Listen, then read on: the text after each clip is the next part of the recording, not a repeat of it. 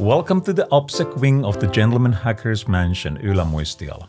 In this series, we will cover some notable information security trends, as well as discuss the inevitable cyber mayhem. Tonight's guides to the underworld of the internet are the grandmasters of the hacker scene, Mikko Hyppönen. Good evening. And Tomi Tuominen. Good evening and welcome.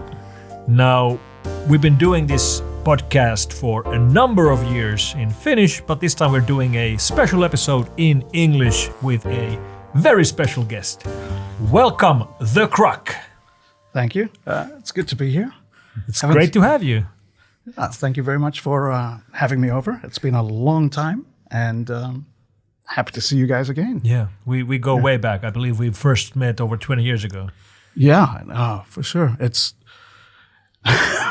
and I think it is literally 20 years ago to pretty much the year. Mm-hmm. Something like that. Now, for our audience and our listeners, would you mind telling us your story? How did you end up where you are right now? Yeah, so once upon a time, I don't actually have an interesting story. What happened was I'd finished high school. I was kind of messing around with computers a bit, didn't know very much. And where was this? So this was in the U.S. So I'd finished high school in the U.S., which left me with a terrible education, as you can imagine. Right, so I had an American high school degree, which is worth about as much as it sounds, and I messed around on computers a bit, and I was walking down the street with a friend, and we were talking about installing Linux on a box that we were carrying, and this lady was on her porch, and she goes, "You guys know Linux?" And we were, "Oh yeah, of course we know Linux. We're 18, we know everything." And she gave us her card, and she was like, "Call me. We're looking for some interns." And it turned out that she worked in the security group at a major company, and they were looking for people to come in and learn how to be hackers and test their security. So we got hired off the street to become hackers, and they... I'm not believing a word of this. Yeah, and then there was a unicorn, and... But yeah, so that's what happened, is I got hired off the street. This lady was like... we need people to learn how to hack. We want people to, we want to set up a red team. It's this new thing. And they had some people who had done red team work when it used to be called tiger teaming. So they had this tiger team guy who was telling us stories about how he had to take his hard drive, which was like the size of his head, 10 megabytes, pull it out of the computer and put it in the safe at night before you could go home, right? And that's where he worked. And then you'd come back in and you'd open the safe and you take it out and you could put it. So yeah, we learned a lot from that. And kind of everything just follows from there, So what happened then? So my visa in the US ran out, and I moved to the UK, where I was working for the UK office of the same company. And the culture was very different. Mm-hmm.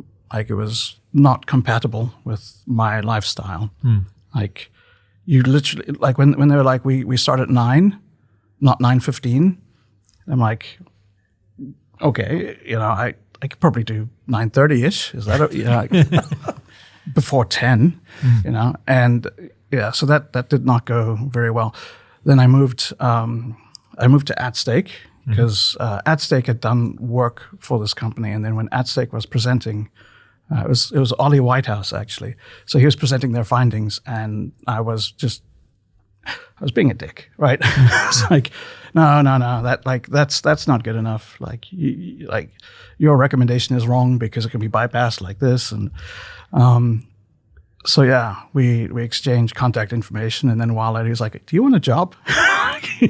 You can come and work with us." Mm. So who were at stake at the time? Yeah, it was very, very small. So the London office had 4 people. And it was myself, Ollie Whitehouse, the other guy, the dude who used to be a squatty. There's a guy with a PhD in chemistry. Basically, there were 3 people who were from GCHQ, mm-hmm. who were now doing AtStake stuff. Then there's Ollie Whitehouse, myself, and like the admin and whatever. And I got fired from there because I published in Frack. So I'd written in a Frack article. So this was in 2002. And I'd written this thing on anti-forensics, where I'd looked at some software and said, like, here's how you can bypass this, and here's like some exploits that you can use over here. And the software that I was targeting, the maintainer worked for AtStake, and it was kind of a thing that they were proud of. And so when I'd been in contact with him, and he was like, you have to give me the bugs. And I said, okay, but you can't publish the fix until Frack comes out. Like, it has to be at the same time. And he said, no. I was like, well, then I'm not going to give you the bugs. Like, what do you expect? It's if you publish the patch beforehand, then I look like an idiot for being like, the thing that was patched, yeah, I discovered that, right? So it had to be coordinated. And he refused to do that. So I refused to give him the bugs, which I thought was perfectly reasonable. But the company did not. And so when it got published anyway, they told me that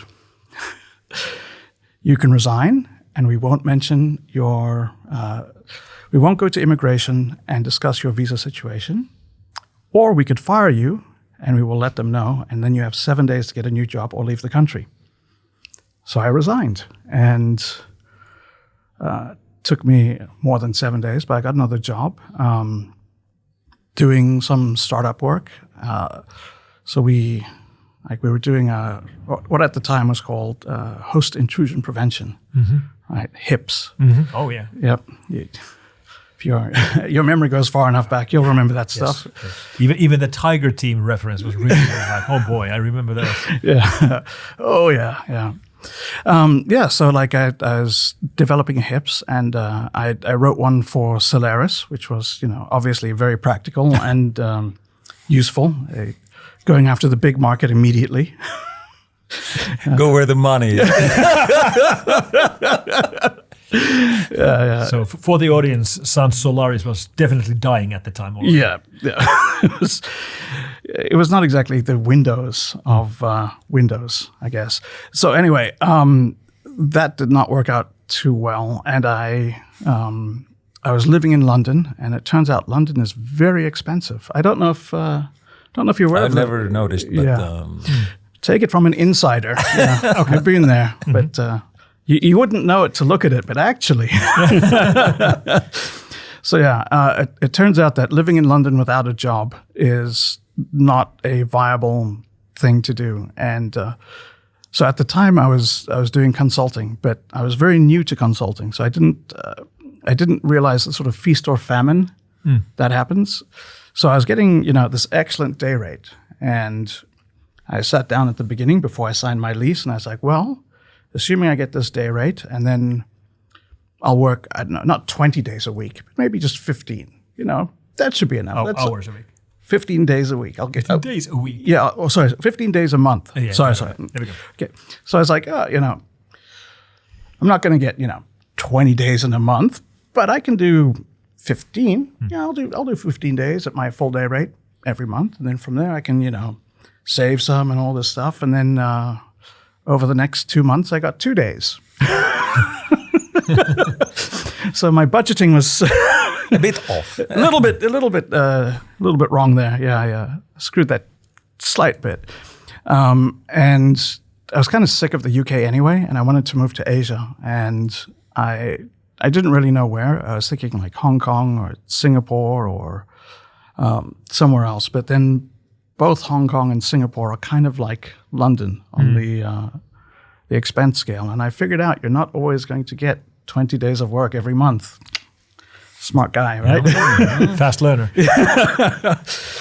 So that's when I moved to Thailand, and I've been there ever since. I mean, you have done a lot of things, like super low-level things, binary exploitation, vulnerability research, OPSEC, like bunch of things.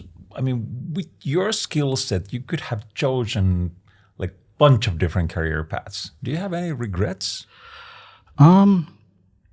Actually, yeah. Like I think I really enjoy living in Thailand, but it's not good for getting work because you're not in the same place as everyone else. So that's been the one downside. And I think that's sort of unfortunate. On the other hand, given the amount of work that I do like to do, it's been useful living in a place with a lower cost of living. And the thing that I've done with my career is I've always just done the things that interest me. And it's not the career advice I would give to anyone, because the odds of the things that interest you being the most commercially viable or the best for whatever is pretty low. Like, trust me on that one. But it's what I found very rewarding. So when I was interested in doing GSM, I did GSM, and then I got bored with it, and I picked up doing. At the time, it was like countering violent extremism and counterterrorism and a bunch of espionage stuff. But that was really fascinating. So that's what I pursued for a few years. And then, I got interested in other stuff. And it's just, it's not necessarily been a career path so much as a history of things that I found interesting for a few years at a time. Now, you're well known for your OPSEC, operational security expertise. Most people don't even know your real name. We actually did ask ChatGPT-4 about this, and it told us the following. The real name of the security researcher known as the Grugq is Haroon Mehr. He is known for his work on computer security and privacy, particularly in areas related to operational security and digital forensics. The secret is out. Yes. For the record, his real name is not Haroon Mehr. We know Haroon. Yeah. Now, what got you interested in OPSEC in the first place? So this one is kind of funny. I was friends with a lot of hackers back in the day. I mean, I still am, but even then. And I really wanted to hack stuff, but being an immigrant and coming from a authoritarian country, there's a fear of the police that's kind of hard to express to people who haven't had that, which they like, you do something wrong, you get arrested, and you get kicked out of the country. Like that's the consequences for like any infraction. And coming from an authoritarian country where the police are there to sort of draconianly enforce rules to keep people in line, there's this firm belief that any interaction with law is like the last interaction. So I was really excited at the idea of hacking, but really terrified at the idea of getting caught. So I decided that the approach to take would be to learn how to not get caught before learning how to hack. Clever. But it might sound obvious, but actually, for the record, there are quite a few people who never spent any time on that topic. Yeah, so that's sort of what got me. That's what got me into anti-forensics. Was like it was very technical and very exciting, which I really enjoyed, but it was not dangerous in the same way as like breaking into other people's computers was. Mm-hmm. And then when you got good at it, you could break into other people's computers and you wouldn't have to worry because now you were good at anti-forensics. And so in order to make sure that that was a viable option, I published all of my anti-forensic stuff and put my name on it. Started speaking at conferences and things. And it suddenly got not a good idea to start doing illegal things at that point. So from anti-forensics and doing that, later on I got much more interested in not the technical aspect, but more of the, I guess you could say the human side. Like operational side, maybe. The operational side. The like, how does secrecy actually work? Mm-hmm. Like, how do you how do you protect secrets? And I spent years working on this, like developing first principles, sort of thinking everything out. And then I read a spy book for the first time. And I thought, God damn it, I could have saved 4 years of work. Basically reinventing all the stuff that had already been exactly. done. If I was more into James Bond when I was younger, I would have been able to like right off the bat. Yeah. So yeah, it turns out that there's actually a very, very long history of all of this stuff. And that adding computers is like, it's new, but it's not different, I guess. It's a twist on the same stuff. So if you, like, to be honest, like, I'm quite happy that I did do the hard work of learning the principles and figuring it all out, because now I can apply it to anything. Like, I know it in my bones. So it was worth it in the end, but it was a little bit frustrating to find out that I could have, like, speed run the whole thing. At the same time, computers are different in that way, that there are so many, the complexity is just mind-boggling. Yes. And you might think that you know stuff, and then you learn that actually you didn't. And that's why I think that it's actually super interesting to look at, like, for example, nation-state operations. Like, those guys, they have huge budgets, they have everything. Yeah. Yet they end up doing some like really idiotic mistakes. Absolutely, and it's that human factor again. Yeah. You know, like it all comes down to, you can be super good at something, but humans make mistakes because we're human, and like particularly if there's teams involved, right? Like, because miscommunication becomes a thing, right? So if you, for example, if there's a like most nation state hacking at a particular level is not done by one person, right? It's not even always done. A team. Right. And it might even be teams of teams, right? Where there'll be someone who does like initial penetrations, and then it gets passed on to people who will do like the, like we say exploitation, but that's overloaded in hacking. So it's the extracting everything, like finding all the good stuff, pulling it out. It's the exploitation of that access. So you'll hand it over to a team who's just really good at that. And frequently, there'll be separate teams. And so there's this sort of, I don't know if you guys are familiar with this, but sometimes when there's two teams, there can be miscommunication. No. That doesn't sound familiar, but... yeah, I mean... Not here. Yeah, I've read about it in theory.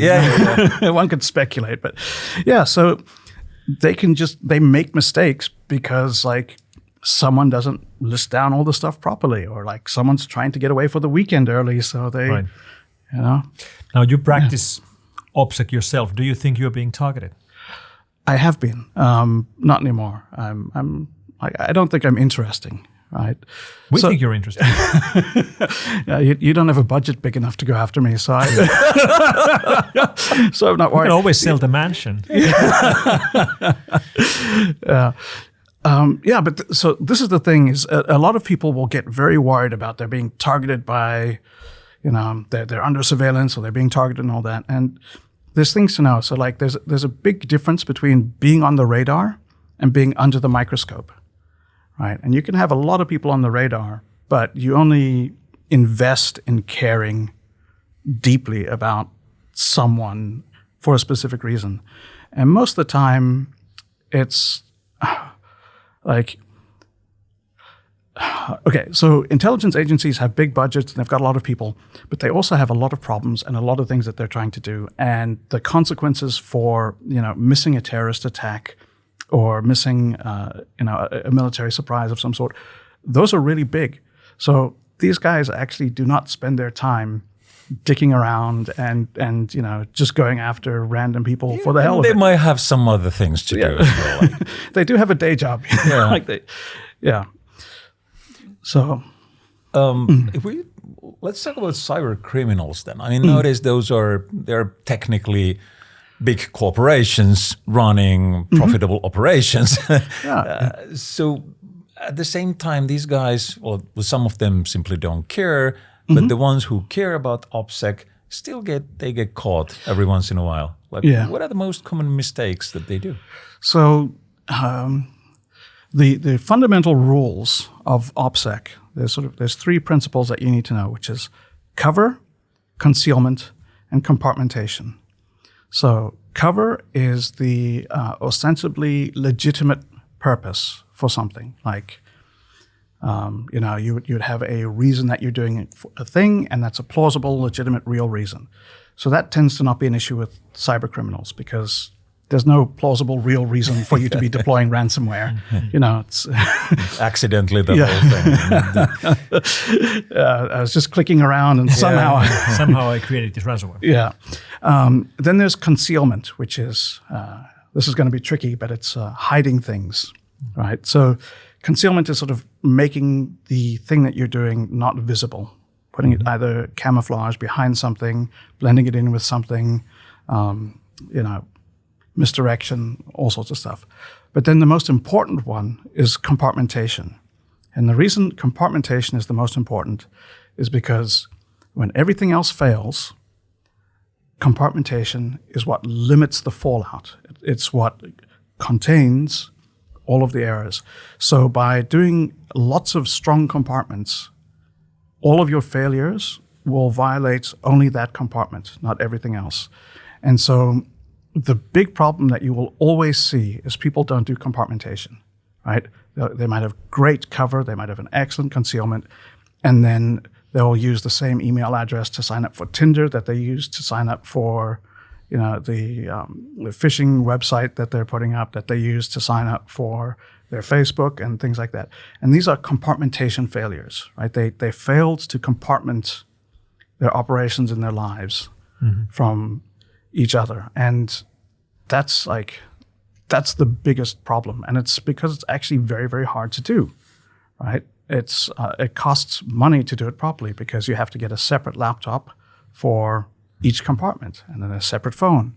You have to make sure that you get like a new phone number and all new email addresses. And you can never be like, well, I don't want to go and get the other laptop. Maybe I'll just check it from this one now. Just real quick. No one would ever notice. One of my favorite examples of failures in this is that some of these even nation-state groups have their file storage systems where they store the stolen information temporarily while they move it somewhere else, and the systems might be completely different, hacked servers somewhere, different IP ranges, different everything, but they use the same password.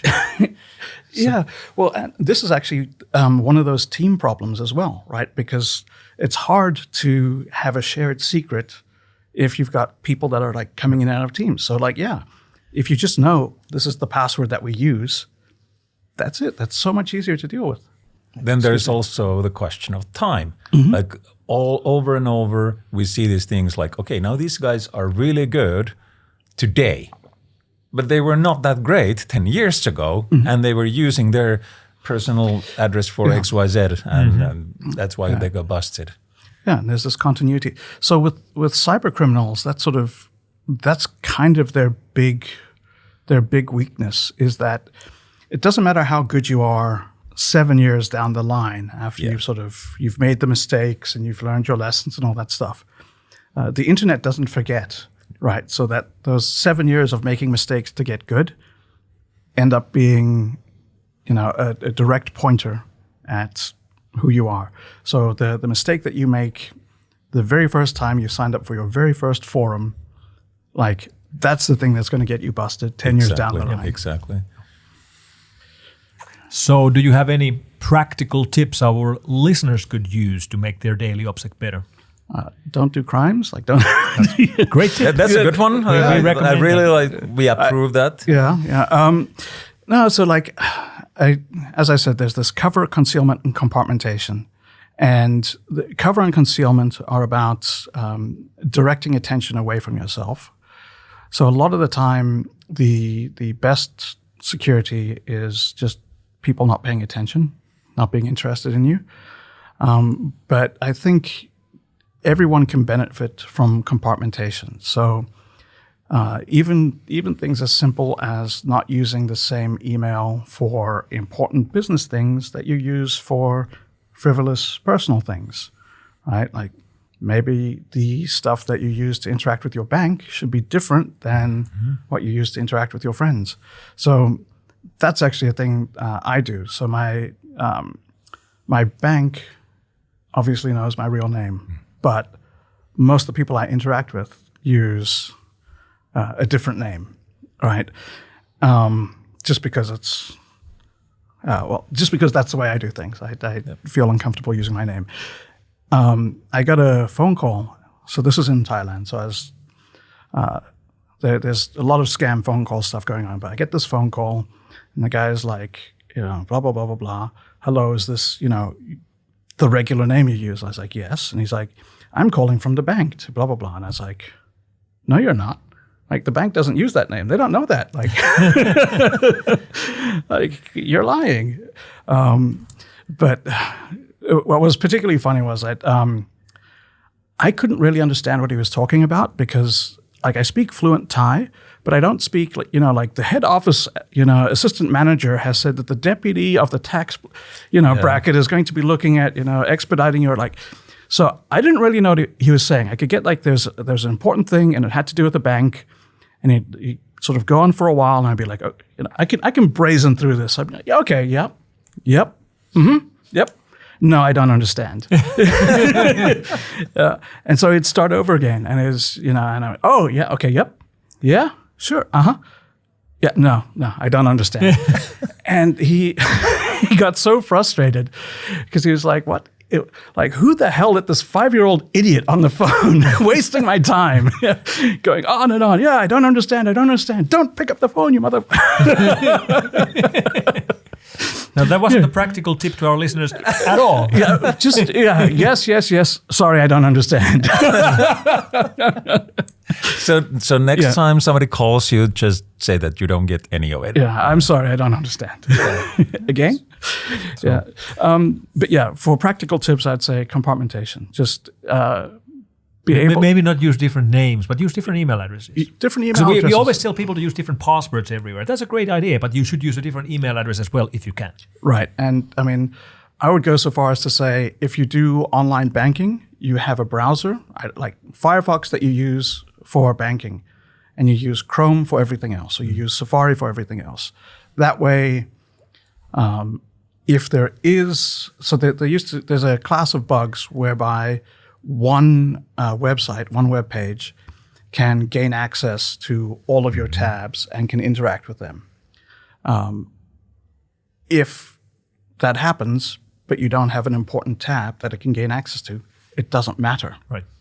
Like so that's sort of the thing to aim for, is that the assumption that there will be compromise, but by structuring things so that compromise does not matter, you can continue to operate. Would you recommend doing important things from a mobile device or a tablet instead of a computer? Yes, absolutely. The operating systems that we have on mobile devices are so much more secure than what we have on laptops, and it's much harder to break into an iOS device than a Mac OS device. Of course, if someone really cares about you, then they'll break in anyway. But yeah, in terms of just straight up security, absolutely. Tablet, way better, much safer. Why are mobile systems so much more secure? A number of reasons, but it's fundamentally that when they started out developing it, it had a security paradigm of being locked down, for kind of bad reasons. They don't want other people to be able to take advantage of their market share and things like that. But because the approach was sort of, how can we restrict this? How can we make it limited? How can we reduce things that the user can do so that it's less likely to break, right? All of those things compound to make mobile devices at this point in time very, very secure, comparatively. I travel with an iPad, not a laptop, right? For these reasons, right? It's just, if someone wants to break into whatever I'm doing enough to go after like an iOS device, then it doesn't matter what I'd be doing. I often compare mobile security to the security of your game consoles, like your Xbox or your Right. PlayStation. They're basically Yeah. computers. They're Windows and Linux computers, but they're much, much more secure. Yes. Even though you have physical access, you still can't run your own code. Exactly. Yeah, and it's because the time and investment has gone into making it secure, which is just it's not happened on the other stuff because to be fair, I mean, if we had a laptop that was as limited in functionality as a phone, like you wouldn't use that laptop. Not really, It no. wouldn't be a real computer. Computers are the kinds of things where you can write code and run the code. You Exactly. can't do that on these devices, but they are much more secure. So Yeah, once again, it's a trade-off. It's always a trade-off. it is indeed. Yeah, absolutely. And that's, by the way, another thing with OPSEC. The trade-off is efficiency versus security. So the better your OPSEC, the longer you're going to take to do absolutely everything because your efficiency is going to collapse, which is why you want to restrict it to the bare minimum that you need so that you keep doing it. Because the last thing you want is like you go super OPSEC, you go really hardcore, and then 2 days later you're like, I'm exhausted. Right. I cannot do this. And so you stop, right? You need to be able to pick a level that you can maintain. I used to spend a lot of time on red teaming, and every once in a while we would have this one client that said that, we want you to be as close to the OG stuff as just possible, like simulate a nation state actor or something like that. And we told them that, that's not really how we do this. Like, if you're a nation state actor, you need to even think about how you do things like domain registration and whatnot. And we want to be exactly the opposite. So that if you actually see us doing something, you can just check the domain registration information and know that it was the good guys. Like and this was sometimes a really, really difficult concept to explain. Like, no, it doesn't work like that. I was just thinking, like, you want us to do it like a nation state? Okay, we're going on holiday. We'll be back in a month. That's actually, by the way, how we solve red teams. Like, we would do a contract for 12 months. And then at some point during that period, we would do the op. So that allowed us to do things like, now they have an offsite, or now there is something like there is a fire drill or something. We could use those to our advantage. And this was also a difficult concept to sell. Like, no, we want it by Friday, or, something. Yeah. Well, I always thought that a huge problem with the pen testing was that the client would scope it, and then they'd scope it down to nothing. Yeah. Right. It'd be like, okay, we need you to break into our systems, but you're not allowed to touch the router. You're not allowed to touch any of the other stuff in the rack. You're not allowed to go after any of the employees. But this is the one web page that you're allowed to hit. Yeah. So, we want you to do threat emulation. Don't touch the ISP. No domain registration hacks, like nothing. No social engineering. Don't go after like our wide open routers. Don't do any of that stuff. But and also, like the thing that we've been discussing earlier, like what Lapsus did. Yes. So one of the things I think is very amusing is that Lapsus, because they were young, they didn't know how they were supposed to hack, so they kept making stuff up on the fly and doing it, doing it in a way that actually worked, as opposed to that's how you get innovation. Yeah, exactly. Well, it's like they obviously didn't read all the manuals, otherwise they would have known to do it the way that we do it, and then they could have been stopped. But instead, they would do stuff like they phone up the help desk and say, I will give you $2,000 for a username and password. And it works. And that's the beauty of it. No, 3,000? Yeah. 5,000? Right. Or you just call the next guy. Yes. Yeah. Eventually, somebody will say yes. And now this is the valid question. Like, was that on your threat model? Did you simulate that scenario? Have you called your own help desk to see that, okay, who's going to be the, where's the weak link? Yeah. Well, and I mean, the other thing is, it's like, if you're paying for threat emulation, are they phoning up and offering money to Exactly. people. Because if they're not actually emulating a real threat, right? A real threat has a budget that extends beyond $2,000. Yeah, they could afford to pay someone who's mostly getting minimum wage to, do a little something on the side. So, Yeah. Please bring in this USB thumb drive and plug it in. exactly. I also really like what you said, that Lapsus guys didn't read the manual, because they also did some other pretty clever things, like honest, like out of the box thinking. Like they use these law enforcement requests to get additional data that they would then use maybe later on. Yeah. And they were like, we sort of looked down on like purchasing username, password lists on the dark web, because like, come on, Yeah. how good could that possibly be? But then they do that, and then they got to NVIDIA, I think it was, and then they what's it? Credential stuffing. Yep. Terrible term. Whoever thought of that, you should be embarrassed. You should be ashamed of yourself, right? But they just used these lists to brute force their way in through a VPN, because someone was using the same. Which, by the way, that's a compartmentation failure. Yeah.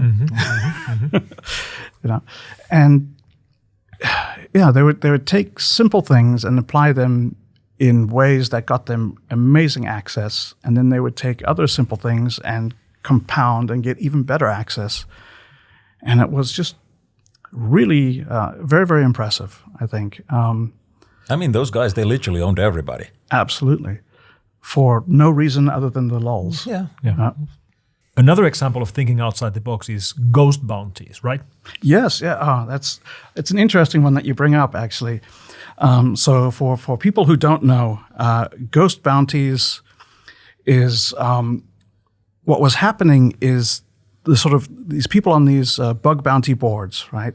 Not the guys at the very top, like the guys who are actually really good and experienced in that, but sort of more towards the middle, a bit of the bottom, where they're sometimes finding things, but they're also like 19, 20, they're very young, they're new to it.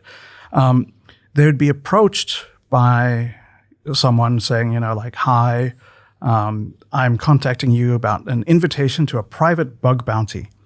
We're inviting you to do this private thing against, whichever companies. They'd give a range, basically. Typically known names. Right. It would be like things that ransomware might go after, hypothetically. Just to, that's called foreshadowing, by the way.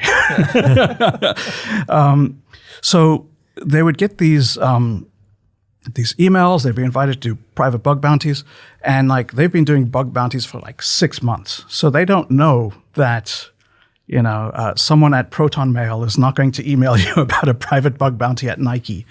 But at the same time, they have heard that there is this thing But they know that all the cool kids are doing these private bounty programs Exactly. or So- invite-only programs. Yeah, so they know about them, and they don't know How to get in. Yeah, that these are like massive red flags. Yeah. Right.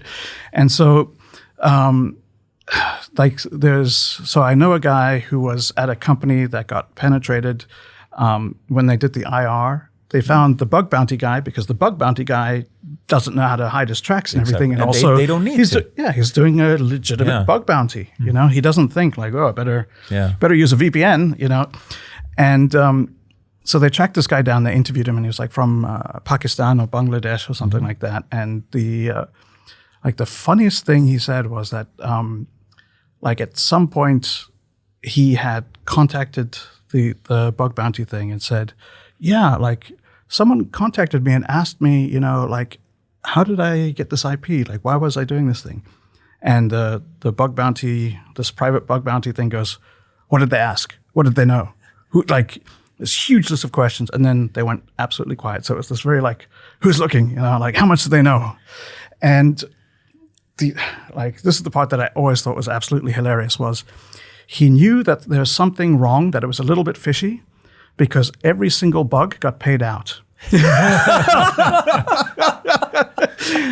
pay was too good. Yeah, he'd send it in. He'd be like, I found a thing. They'd go like, great, $500. Every no time. collisions, nothing. No bug. Like there's no we won't fix. Yeah. No collisions. No, we know about that. Payment in Bitcoin. Boom. Yes, like money always. And then If it's too good to be true on the internet, it's never true. Very good example. Now we'll switch gears. Let's talk a little bit about nation states, because you've done a lot of work with nation state security as well. And what's your opinion on the cyber doctrines? East and the West have very different cyber doctrines. Who's right? Why? None of the above.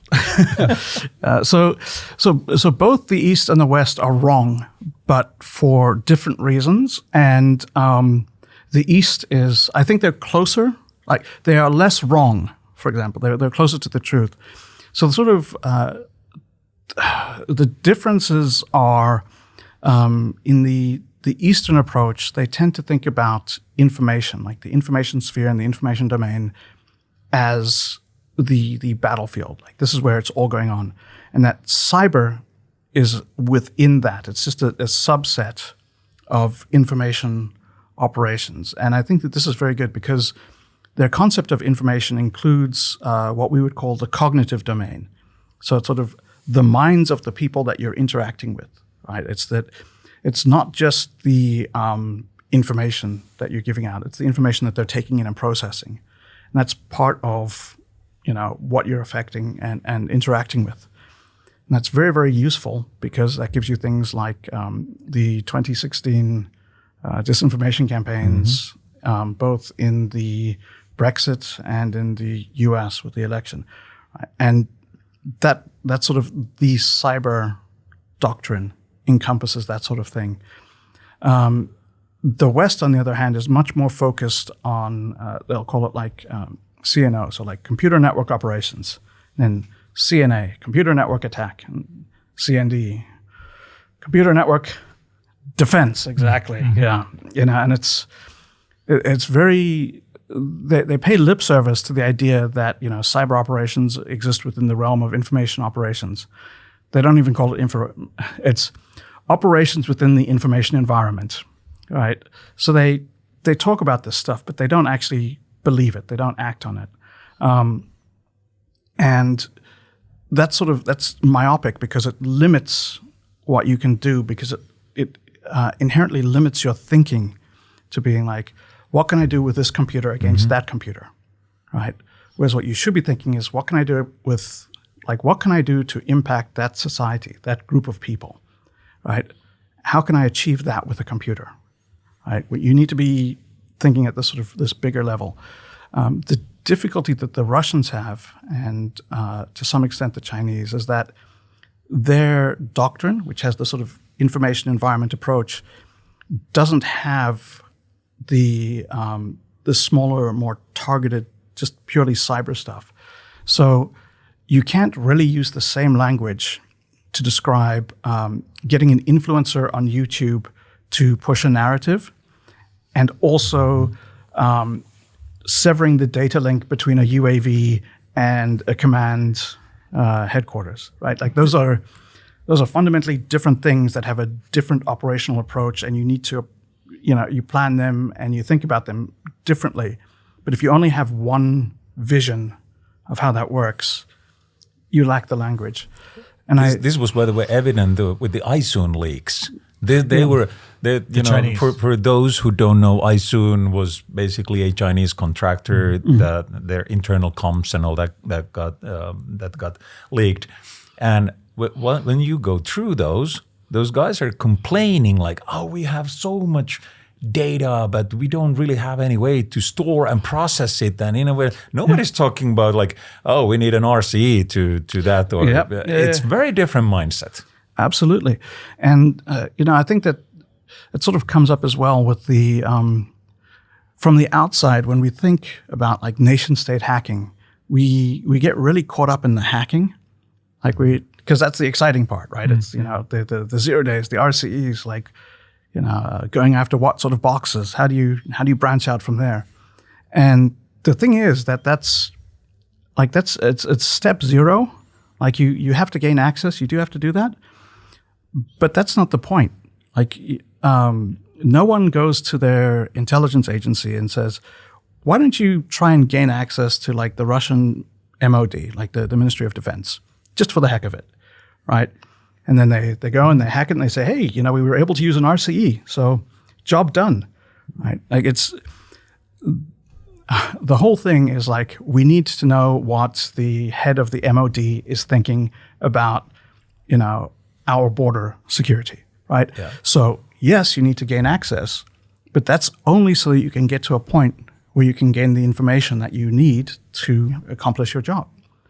And I was talking to a friend once, and I'd explained this stuff in some talks and stuff before, and he was doing work finally for he started doing work for a state, and he was like, man, before I used to think that you were joking, you know, like breaking in is not the hard part. It's just it's the beginning, you know, and the real work comes afterwards. I used to think like, yeah, whatever.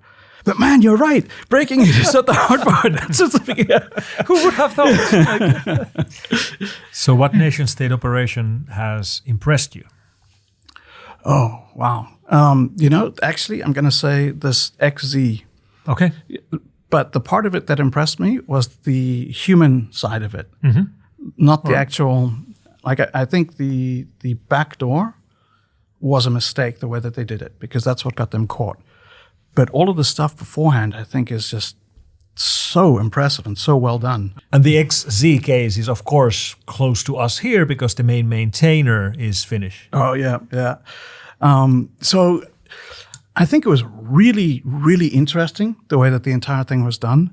And I like the least interesting part to me is the back door, like the actual technical stuff. Like I think that's where they made the mistake anyway. But the interactions that they had and the way that they sort of gained this guy's trust and that they developed their position and all this stuff, I think that's absolutely fascinating. And honestly, like some of the interactions they have, I think should be studied in textbooks. Like this should be a case study of how to do this sort of operation.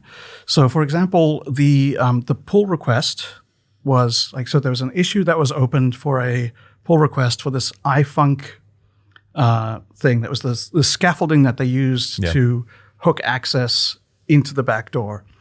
And it was submitted by Hans Janssens, you know, which is obviously I wouldn't say a made-up name, but like, come on, like Denmark. Very generic Danish name. Yeah, like Denmark. I mean, it's not even a real country.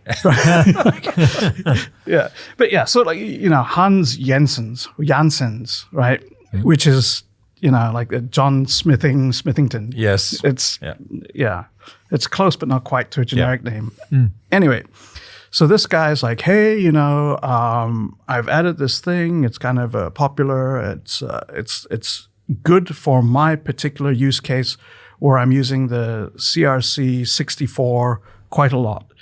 And so Jiatan is like, oh, wow, this is really exciting. I'll look into this. I don't know if we should take it or not. You know, over to you, Lasse. And so, you know, Colin is like, I don't know about this. This looks like adding a huge amount of complexity for literally no reason. Why would we do this? And the response is like, well, you know, it works really well on my machine, you know. And so, like, these are the sort of things that, like, intelligence officers will do, is when you're making a case, you don't want to make a case in a way that can be disproven, right? So you don't say, well, you know, if you do this, you're going to see a 20% performance improvement on, you know, anything. Instead, he's like, well, you know, in my use case on an old machine, so, you know, I don't know, but there's about a 4 to 5% speed improvement, right? And like all of these are very well calculated. So it's on my machine, which means that if you do any benchmarking and it doesn't show up, well, I mean, sorry, I'm using an old machine. Yeah, I'm using an old machine. It works for me, but, you know, obviously that was not the case for you. And then the performance improvement, like if you say, oh yeah, there's a 1% thing, that's fuzzy noise. Like it's within the margin of error. If you say 20%, you kind of have to put up or shut up. Like that's too much. But 5% is sort of clever. Yeah, like that's not a bad thing. It's interesting, but not so compelling that I need to go and like do loads and loads of micro benchmarking myself, right? And while this is going on, right? So while the actual decision is sort of being made, Jia is in the thread doing loads and loads of critique. Oh, this is not the way that we name our functions. Can you please rename it with, __? The variable name, we wouldn't do this. We would do it this way. If you could please correct that. Actually, we prefer this sort of structure and formatting. So he's offering a lot of critique. So it looks like he's not necessarily in favor of this thing. He's just sort of treating it professionally. But the only things that he's talking about are cosmetic issues, right? There's not a single substantive thing that he brings up. And yet, here's all of this interaction where he's like, oh, that's wrong. This is wrong. You got to change it over here, over there. And it's like, absolutely nothing really. It's just this, but it this makes froth. It makes it feel like there's a lot of work which has already been done, and it would be a waste if it wouldn't be used. So all of that happened, and then off list, there's discussion where Jia was talking with Colin and was like, well, it's kind of up to you. I think we should do it, but I'm not gonna advocate one or the other for what we should be doing, which is, accepting it, of course. But leaving that out there, if you want to accept it, I won't have a problem with it. Very, not taking it, kind of in favor of it, but not, you don't want to be like, you have to do this thing, right? Because the people are going to remember that, and they're going to think like, why are you so forceful about it? It's like, yeah, I think it's a good idea, but no skin off my back, Right. That's almost like aggressive fax receiving. Yeah. So this, the way that these interactions get done was so good. Like one of the ones on the mailing list, when they started pressuring him to take a new maintainer, right? This guy comes out of nowhere, Jigar Kumar, which, it's John Smithington. Yes. From so he comes up and he's like, basically, so Jia sends in this patch, and like this guy shows up and he's like, oh, it's not even worth sending it in. It's never going to get accepted, right? Like everything's too slow. Nothing happens on this list. This guy's like complete loser, right? And then Jia is like, whoa there, buddy. If you're going to be making fun of the maintainer, you can get right out of it. If you want to sit down and help and put up, then go ahead. We'll happily accept any submissions from you, sir. Because he's the friend. He's not going to let this sort of thing go on. He never says another word again, by the way. He comes out very forcefully. And then this Kumar character, like, he starts showing up on other threads. He starts going like, oh, there hasn't been a release since, 5.2.6 or whatever, nothing's ever going to happen. If you're not going to maintain it, you should and this is the funny thing, Kumar has a Russian accent, right? So what do you mean, Russian accent? Okay, so just some examples, right? So here, I've got one up here. Progress will not happen until there is new maintainer, right? Which is... but you just read it in a Russian way, come on. Yeah. So there's no articles. He doesn't like or the or an. He also uses idiomatic Russian expressions. So here's a follow-up one. Oh my God, yeah, So yeah, he's submitting patches here has no purpose these days. Yeah, the current maintainer lost interest or doesn't care to maintain anymore. It is sad to see for a repo like this. And then this absolutely classic one is you ignore the many patches bit rotting away on this mailing list. Right now, you choke your repo. Why wait until 5.4.0 to change maintainer? Why delay what your repo needs? So what are you saying? It's Russians? It's very random. Yeah. So I honestly, my personal belief is that it's pretty much the same team that did SolarWinds.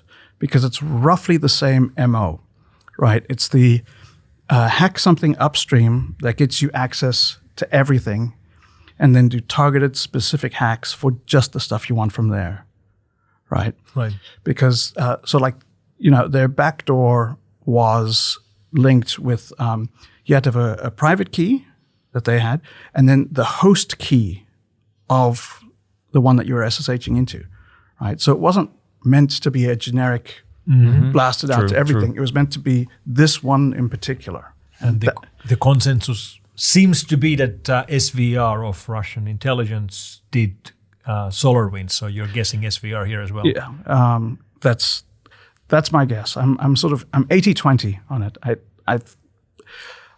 If I was a gambling man, I would gamble on it, but I wouldn't gamble the house. All right. All right. It's interesting they chose a Chinese name for the main actor.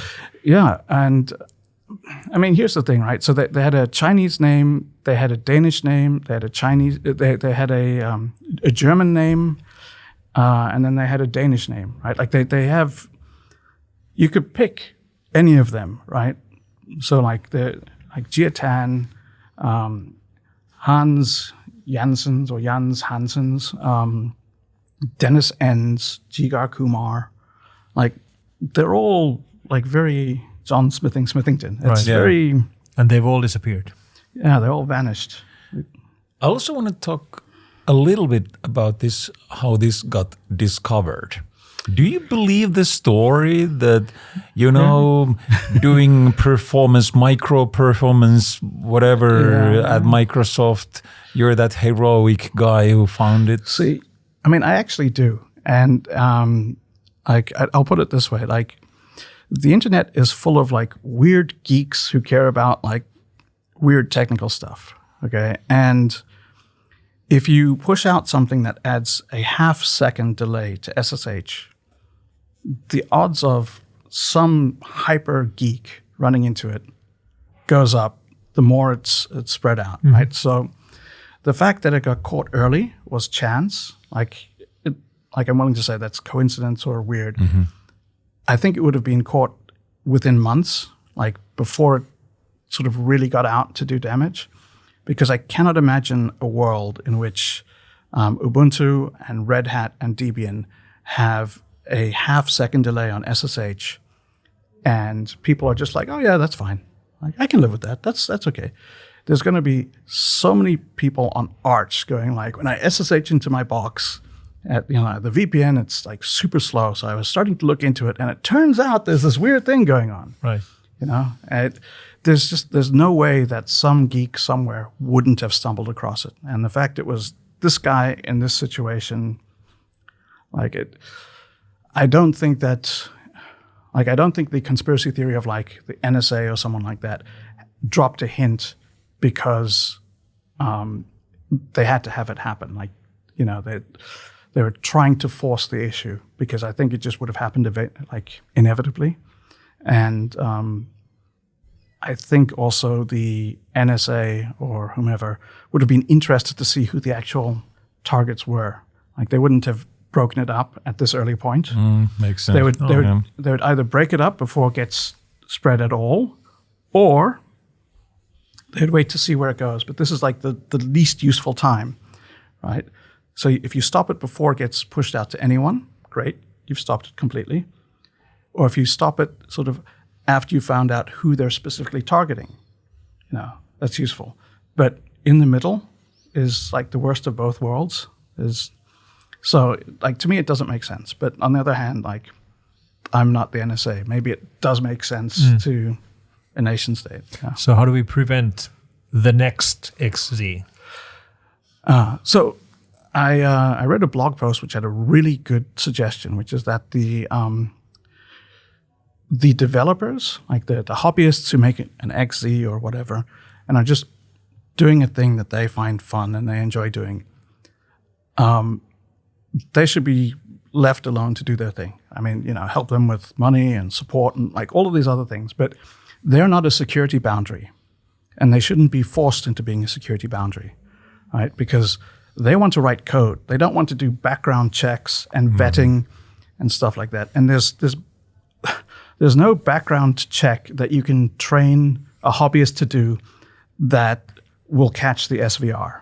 Right. Not sure that you can even train a professional to do that. Right. I mean, yeah, like CIA gets caught out by that. Yeah. You know, like they have hundreds of years of breaking exactly these systems. So that's not good. What I think is worthwhile instead was the packagers, right? Like when I go, thank you for writing XZ, I'm now going to make it into a Debian package. I've now crossed a security boundary, right? I'm taking a hobbyist project on the internet from anyone, and I'm making it part of Debian.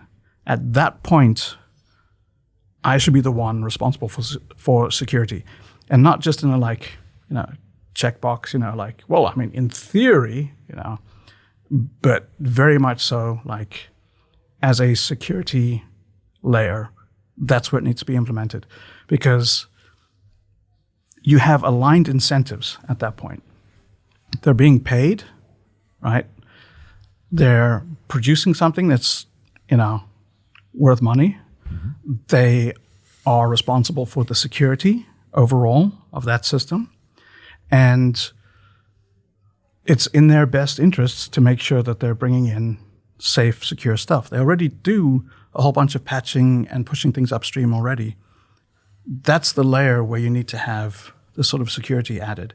And I think probably the way to do it is to figure out sort of like the 1,000 core packages or the 200 core packages, like your bin utils and your like grep and awk and like all the core stuff that has to be on everything that's absolutely critical. And that needs to be in this, high secure, packager, maintained, secure, verified, et cetera, right? And then you're not worried about who submitted a patch or who didn't. You're worried about like, is this whole thing dangerous? Yes or no, right? Like you're looking at the actual product that's being delivered, not the individual contributors. So you've moved to a place where the incentives are aligned. The security can be comprehensive, and you can narrow it down to just the important things and put the money into securing those things. That's the way I think it should be done. I think all of the discussion of we need to make sure that you have a phone number as well as an email address, or we need to get a government ID before you can commit into our Git log, and like none of that is going to deter an actual adversary, but it will deter so many hobbyist contributors. And again, it's the wrong place to be doing it. Like you don't want to make it difficult for people to contribute. You want to make it difficult for people to get backdoors into major distributions, right? Like that's the goal, one assumes. So that's what you should focus on. That's my opinion. So we're happy to have you here at our mansion, but we're also roughly 2 hours away from the Russian border. Funny that. Yeah. Now, let's talk about Ukraine. Has anything surprised you about the recent cyber activity in Ukraine? Yeah, actually. I've submitted my thesis on this, and what I was looking at is the way that Russian cyber activity changed over the course of the war, after the invasion, right? And this becomes, like, to me, this is very interesting because all of the literature on cyber war is basically day one stuff. So, right, day one, we're going to wipe out the electrical grid. We're going to take out the banks. We're going to stop the water or whatever. But, like, what about day two, right? Like day 200, or day 600, right? Like, wars don't last one day. So it's very easy to come up with these, like, here's our first strike package option.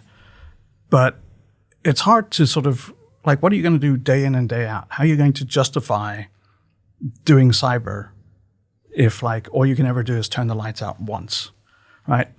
So that's what sort of happened with the Russians, right? So they had this big, salvo, like they took out the Viasat, they You know, they wiped all of the stuff, they trashed everything, and they went on for a week, just hitting all the stuff. And it was absolutely classic Western doctrine. Like, this is the way that you should do a cyber war. You wipe things, you destroy. Like, a lot of the stuff talks about it as cyber fires, right? Which is the cyber version of blowing something up. And I think that's a terrible framing, and it's a dumb idea. But anyway, so all of this was very, very Western. And my personal opinion is, if the invasion had succeeded, people would be talking about the genius and brilliance of the Russian cyber and how they, you know, played such a critical role, and how you can see that, like, wipers and going after Viasat and all this was a pivotal movement, and cyber is a really important part of war, right? If it had succeeded. But because it didn't, now everyone's like, well, this proves that cyber is useless, right? You know, it was not decisive. It didn't win the war. Why should anyone do it? And, you know, that sort of misses the point. But after they did this week one big opening salvo, for week two, they did nothing, right? It was quiet, right? They got depressed. Yeah. I thought it was supposed to be over by now. But, like, they'd run out of things to do. They had a list. They went through the list. And then, you know, like, now what do we do, right? And the thing is, they couldn't go to the generals and be like, you know, General, sir, if you could, I know you're busy with the actual war and the shooting and stuff, but if you have some ideas for me and my other friends, we're way in the back. We're playing on computers. We need to get home by 5. And, you know, what do you want us to do? Right. So they weren't getting a lot of help on that end. So what they ended up sort of doing is, like, inventing it as they went along. And they started sort of just doing a lot of random stuff, like more wipers, you know, more of this. We will hack that. And it's funny because all of the analysis about this is like, you know, it's not quite clear what was going on. It's a little bit chaotic, or, you know, clearly they're restocking or, like, replenishing their stockpiles of hacked boxes. And I mean, look, to me, when I look at it, it's basically bosses coming, everyone look busy, right? Like, all of the hacking that was being done was stuff like gaining access, running a wiper, then gaining access to the same place again and running a wiper. And these are the things that you can put on a chart that you can show week to week, you know, like, okay, well, initially, you know, last week we gained access to 8 different boxes. This week it's 12. So we've had a, you know, 50% week on week increase. And as you can see on the chart here, line goes up. You know, like, this is the sort of thing that you can present to your boss for him to take to his boss and look like something is happening. Right. And it doesn't really matter. But it Like exactly. rearranging the deck chairs of Titanic. Right? Exactly. But then taking pictures of it and saying, like, well, like, here are some of the patterns that we've tried. And as you can see, we're getting more and more complex as time goes on. So there's a clear progression of skills being developed. You know, and so, like, they're just doing stuff. Right? It's not really directed. And then when it gets to the counter value campaigns, the, like, taking out the electrical grid and all that stuff that happened for the winter, that's when they buckled down and they did this one attack. Well, there's 2 attacks on the same thing. They went after an electrical plant and they took it out on, like, the 8th and the 12th, and no one knew about it until it was announced by Mandiant, because there was lots of bombs taking out electrical. Like, things were blowing up and the electricity wasn't working. No one was like, oh my God, we got cybered. You know, like, in between the 57th Shahed and, like, Yeah, exactly. you know. And so cyber turned out to not be useful for that sort of thing. But at the same time, you can't really sit that out, because it's politically expedient to take part in the boss's big operation, right? And Putin is like, we're going to show those Ukrainians that, you know, they're not going to be comfortable. They're not going to have we're going to get them this winter. You can't be like, well, I think that's a dumb idea. Yeah. Like, me and the other guys, we're not going to do that. We've got a better thing we're going to do. All right. You can't sit that one out. But if you're smart, you're going to be like, what's the minimum that we can do to show that we're taking part, but not pulling resources away from everything else that's actually useful. And if you look at the reporting, surprisingly enough, this electrical thing was done very, very light, very cheap. It was done very quickly. It was done with a minimum of new software. It was done with a smaller team. And this can either be interpreted as, wow, they're getting really tight and nimble, and they're ready to go after us with these hardcore teams. Or it's like, look, can I get away with just like 3 guys and some of the stuff that we used last time, because I really, really have like important projects and I can't take everyone off. I really have to go home at 5. Yeah, exactly. I'm not doing overtime, My wife is going to kill me as it is. Okay. Yep. So if they are not doing these huge operations, what are they doing? Right. So this is the really interesting thing is they've invented routine cyber operations. It's sort of like the cyber version of, going out patrolling. And when you think about it, like most of the time during war, it's not battle. It's digging a trench or standing guard duty and all this. They had to do that for cyber as well. And what they started figuring out was like, what are small espionage-focused immediate return on investment things that we can do that will actually have direct impact? Initially, they hacked the coffee kiosks at the railway stations, and they used the IP cameras to look at the trains to look at Western aid that was coming in, right? So they were able to visually identify what was coming in and when and all this stuff. Now what they do is, one of the problems that Russia has is they don't have very good imagery spy satellites. They've got 2 are up there, and they were supposed to be decommissioned in 2018, so they're a little bit past their sell-by date. They've got very low resolution, and Ukraine is overcast most of the time. Right, so they've got one thing that can go over every 2.5 days with an over 50% overcast. So they're getting one image every 5 days if they're lucky, which is a problem because if you, for example, are shooting a whole bunch of bombs and drones and missiles at a country, you need to know if you hit anything, right? Because if you didn't hit it, maybe you want to try again. And if you did hit it, then you don't need to waste any more missiles on it. And this is called battle damage assessment, BDA. And usually what you do is, imagery or you can do flyovers or satellites or whatever. But if you can't do that, you can hack CCTV cameras and you can look, this warehouse that we tried to hit, did it actually get blown up or not? And then the other thing that they do is they hack the civil authorities, like the fire stations and the mayor's office and stuff like that, because all of that information has to get aggregated, exactly. Right? Like the fire department goes out, they put out a fire, they say, the warehouse next to the one where all the drones are made got bombed, right? But no one was hurt and nothing of importance was destroyed. Here's the report, right? It goes to the mayor and there's okay, the mayor signs off, puts it in his email, and the Russians read it and go, damn it, we missed by 1, right? Yeah. And that's what they're doing. It's this sort of immediately valuable, point tactical intelligence stuff. And I find this very interesting because they've basically developed how to do wartime cyber war. Right. Right. It's not. That's not what we think about typically when we think about cyber war. Exactly. Right. You never think well, what are you going to do all the rest of the time? Just what's actually useful? And it turns out that what's useful is just really simple intelligence operations, just basic espionage all the time. This is actually a perfect segue to your keynote that you just recently delivered at T2. So would you please explain the concept of Systems Alchemy to our listeners? So T2 was an excellent conference, and I'm really looking forward to next year's. Oh boy. Carry on. Okay, we'll do that again. Yeah. Open invitation, everyone listening, make sure you show up at T2 for next year. Yeah, for the record, we just had the last T2 ever. Yeah.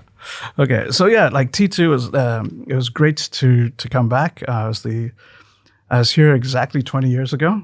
I think it was the first T2 of the T2s. That's true. And now closing out on the last T2 of the T2s. And so In the keynote that I gave, which is this Systems Alchemy, the transmutation of hacking, what I'm sort of trying to get people to think about is hacking not as a sort of technical thing, like not as a here's how we interfere with this one computer, but rather looking at the systems that we have. And systems are sort of bigger things than just computers. And I'll give some examples. So in 2022, September of 2022, there's a hack against the Yandex Taxi. And so Yandex Taxi is basically the Russian Uber. And what happened was hundreds of taxis all showed up at the exact same location, causing a massive traffic jam that took hours and hours to clear. And this is because someone had hacked Yandex Taxi and had put in fare. Like they put in basically a request for a fare to come and pick them up, and they put the same location hundreds of times. So all of these taxi drivers had accepted the fare, and they were going to go and pick the guy up, but there was no one there. And sort of like the discourse at the time was like, this isn't hacking. It was like all they did was they signed up 100, fake accounts, and then had each of these fake accounts, do a thing. And like, this isn't hacking. It was a DDoS of a road, And I think this misses the point, because I think what you have to understand is that the specifics of the technical way that they achieved this is not really that important. What's important is that there was the Yandex system, which has a way, it's made up of taxis and drivers and the software that allocates jobs to people, but also the set of incentives that have been put in place. So typically the way that these things work is, as a driver, if you accept a fare, you're not allowed to cancel without being penalized, right? Because they don't want drivers to accept a fare, go, oh, that's too cheap, and then cancel. And then accept a fare and go like, oh, no, that's not enough money. Because that would be a very bad user experience. So instead, once you accept, you have to go to the location. You have to wait, 5 minutes or 10 minutes or whatever for the customer to not show up. And then because the customer is the one canceling, you don't get penalized. Which means you can see there's 200 taxis in front of you who are all going to the same place. But if you're the one who says, like, I'm leaving the queue, it's going to affect your livelihood. So you can't. Like, all of them, they could see what was going on, but none of them wanted to accept, It's a systems problem. Exactly. So that was the system that was being hacked. And I think it's important that we start thinking about this sort of issue because computers are more and more integrated into everyday life. Like as we go forward in time, it's just everything is a system, right? If you want groceries, you're going to use an app on your phone, right? And it's a system. Again, like there's the app, there's the back end, there's a store, there's a driver, there's delivery, there's like all of these moving pieces. And hacking it isn't necessarily about hacking the app, right? Like there's any number of ways you can gain access to that system and manipulate it without focusing on the specific technical details. And so that's sort of what that's what I want people to be thinking about is this, how can we manipulate systems? Like what can we do to go after systems? And then how do we protect systems? Because systems are where all the interesting stuff is happening, in my opinion. That is. It's a holistic view to the whole thing. I really like when you said that people came up with this like, this is not hacking. Like I have never understood that. Like why this is not exactly an elegant sport. Like this is outcome-based sport, right? Yeah. And so a lot of the things that work at this point, like they're dumb, right? They're not exciting. Like brute forcing, like credential stuffing is the dumbest thing ever. Like taking a whole bunch of known usernames and passwords and just trying them one after the other. Like, come on, But it'll get you into NVIDIA. You accomplished your mission in the wrong way. Doesn't count. Yep. Go out and do it again. Yeah. Okay. So is there something you would like to ask from us? Yeah, I guess. So we've known each other for 20 years, and from my perspective, a lot has changed in cyber, and I'm curious for your perspective, right? Like, because you've obviously had different career paths to me, so you've seen different things.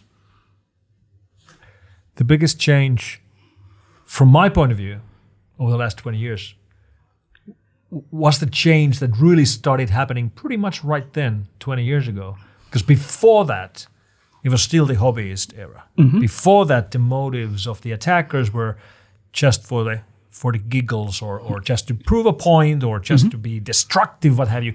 No political hacking, not at large. No governmental cases. No money making. That started happening 2013, 2003, 2004. So 20 years ago. Mm-hmm. So that's the biggest shift for me. It's not a change in technology. It's not the fact that we have better security with our mobile devices and all of that. Not the fact that we've improved operating system security.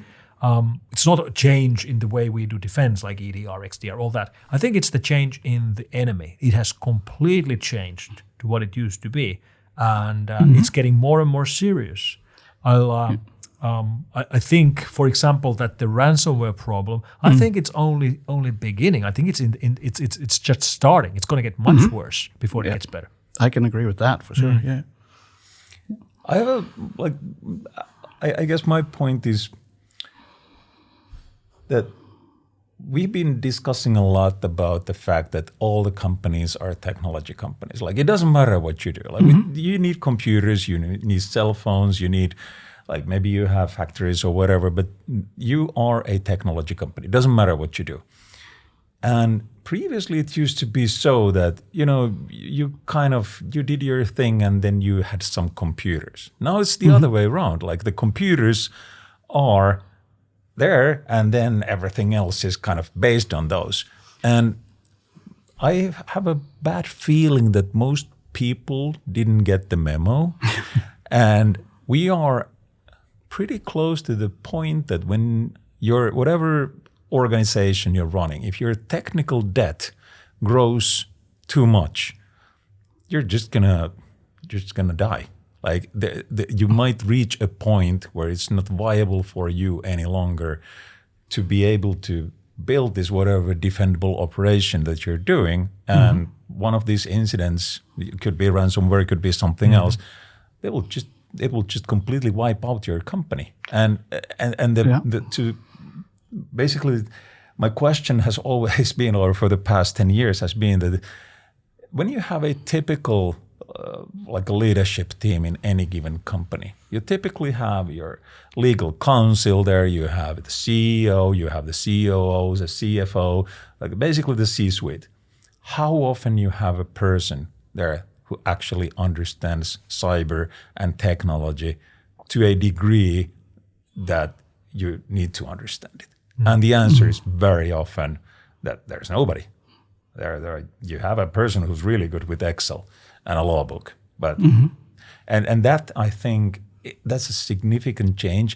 It's connected to cyber, but it's more like this digital transformation type of thing. But I think that it has quite significant implications to cyber. Yeah, I have to say I completely agree on both of those. It's like the nature of the threat has changed, but also the nature of the vulnerability has changed, right? Which is that beforehand, like everyone that was hacking was doing it for fun, but there wasn't all that much to hack either. And now that you've got basically computers are everything that companies are built on top of, that's coincided with threat actors are serious and they're in business and they're making money out of it. So, perfect combination, like a perfect storm. Well, this has been great. Where can people find you online? You have a newsletter and a podcast, right? Yeah, okay. So I'm on the Risky Business Extended Cinematic Universe. So that's risky.biz. And then I'm on Between Two Nerds. So that's the podcast. Me and Tom Uren talking about interesting things like bureaucracy and cyber and so on. And then for my for my newsletter, that would be at buttondown.email/Grugq, just how it's spelled. So just like That's helpful. Yeah. Grugq. And you can sign up for that. And it's a daily newsletter of pretty much all the things that I find interesting for the day. Good. We'll put a link to the show notes. Thank you very much, the Grugq. Thank you for having me. It's been a lot of fun. The embers are starting to die down, and it's time to extinguish the candles. It's been our pleasure to host you all this evening. We would love to hear from you with comments, feedback, and most unreasonable requests. All those can be submitted at gentlemanhackers.com. Your hosts tonight were Mikko Hyppönen and Tomi Tuominen. The maintenance of our mansion is covered by WithSecure. Gentleman Hackers would like to wish you good luck and good night.